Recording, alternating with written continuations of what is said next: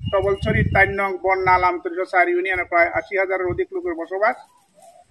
এরা এই স্বাস্থ্যসেবা নিয়ে বিভিন্ন অত্যন্ত ঝুঁকিতে আছে। জেলা শহর এখান থেকে ৫০ কিলোমিটার দূরে, উপজেলা শহর এখান থেকে ৩৫ কিলোমিটার দূরে। যারা এখান থেকে সামান্য ধনী হয়েছে তারা এখান থেকে শুধু স্বাস্থ্যসেবার কারণে অন্যত্র বাড়িঘর সরে এসে জেলা উপজেলা বসবাস করে। এইখানে সাধারণ মানুষ যারা আছে বর্তমানে স্বাস্থ্যসেবা নিয়ে দুঃখে দুঃখে উঠতেছে। যারা জনপ্রতিনিধি, যারা এলাকার প্রতিনিধি ছিল তারাও কখনো আমি দেখি নাই এই হাসপাতালটা নিয়ে, এই এলাকার স্বাস্থ্যসেবা নিয়ে কখনো কথা বলতে। গত ২০০১ সালে আমাদের এই এলাকার মাটি ও মানুষের নেতা, প্রিয় নেতা ওয়াদুদ ভূঁইয়া যখন নির্বাচিত হয়, তিনি এই হাসপাতালটি পরিদর্শন করেন, দিয়ে আসে এই হাসপাতালটিকে সংস্কার করে দেন। অনেকদিন চলছিল। গত ১৭ বছর ফ্যাসিস্ট সরকার থাকা অবস্থায় এই হাসপাতালে আর কোনো সংস্কার হয়নি এবং একটা ডাক্তারও নাই। বর্তমানে হাসপাতালের তালা খুলবে এরকমও নাই। এই এলাকার মানুষের কাছে পরিচিত হয়েছে হাসপাতালটি ভূতের বাড়ি। জেলা পরিষদ থেকে বিভিন্ন প্রতিনিধি দল ইতিমধ্যে অনেকবার পরিদর্শন করে গেছেন। তো এই পর্যন্ত আমরা আসলে কার্যকর কোনো পদক্ষেপ প্রশাসনিকভাবে বা অন্য কোনোভাবে এটা দেখতে পাচ্ছি না। তো এটা এত জনগুরুত্বপূর্ণ যে এটা স্বাধীনতার পূর্ববর্তী এবং পরবর্তী সময়ে এই হসপিটালটাই একমাত্র আমাদের অবলম্বন ছিল এলাকার ভিতরে। তো এখন এই পরবর্তীতে যে নানার যে ঘটনার বিবর্তনে এটা আজকে একদম জরাজীর্ণ অবস্থা। আপনারা দেখতে পাচ্ছেন যে এখানে কোয়ার্টারগুলোতে এখানে মানুষ থাকার কথা ছিল, কিন্তু এখন এই কালের বিবর্তনে এখন থাকে এখানে গরু ছাগল।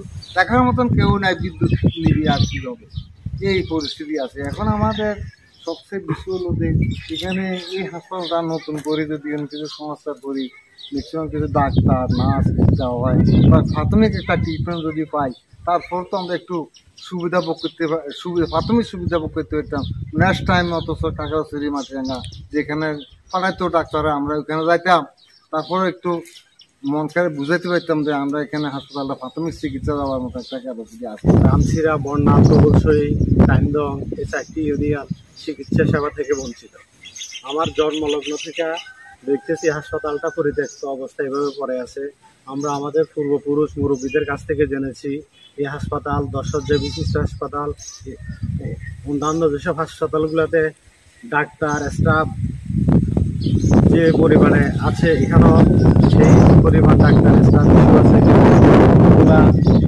আবাসন এবং এই পরিত্যক্ত অবস্থার দরুন খাগড়াছড়ি বিভিন্ন হাসপাতালে এরা কর্মরত আছেন।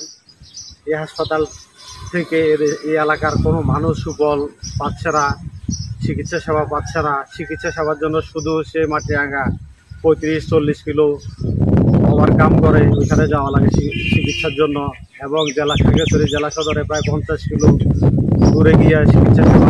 অনেক প্রসূতি মায়েরা রাস্তার মধ্যেও ডেলিভারি হয়ে যায়, এবং এই অবস্থায় আমি এই বাংলাদেশ সরকারের বর্তমান অন্তর্বর্তী সরকারের দায়িত্বপূর্ণ ব্যক্তিদের প্রতি আমি দৃষ্টি আকর্ষণ করছি। আপনারা যেভাবে পারেন সবার সহযোগিতায় এই তবলছড়ি, বৃহত্তর তবলছড়ি, এখানে জিয়া রহমানের পা দিয়েছিলেন আমাদের সাবেক রাষ্ট্রপতি জিয়া রহমান। এই তবলছড়ি, পুরান তবলছড়ি এই স্কুল মাঠে, এই হাসপাতাল মাঠে বক্তব্য দিয়ে যাওয়ার পরেই চট্টগ্রাম কালুরঘাটে সন্ত্রাসীদের গুলিতে আমাদের রাষ্ট্রপতি জিয়া রহমান মৃত্যুবরণ করে। এখানে তার শেষ বক্তব্য দেওয়া হয়েছিল। সেই তবলছড়ির জায়গাটাকে আমি চাই, এই তবলছড়ি পুরাতন হাসপাতালটাকে আবার পুনরায় চালু করার জন্য আমি এই বর্তমান সরকারের দায়িত্বপূর্ণ ব্যক্তিদেরকে প্রতি আমি উদাত্ত আহ্বান জানাই। তবলছড়ি একটা ঐতিহ্য ছিল। তবলছড়ি সমস্ত মানুষগুলো প্রায় তবলছড়ি, বর্ণাল, ৩ নংয়ে প্রায় ৩০ থেকে ৪০ হাজার মানুষের এই সেবা কেন্দ্র ছিল এখানে।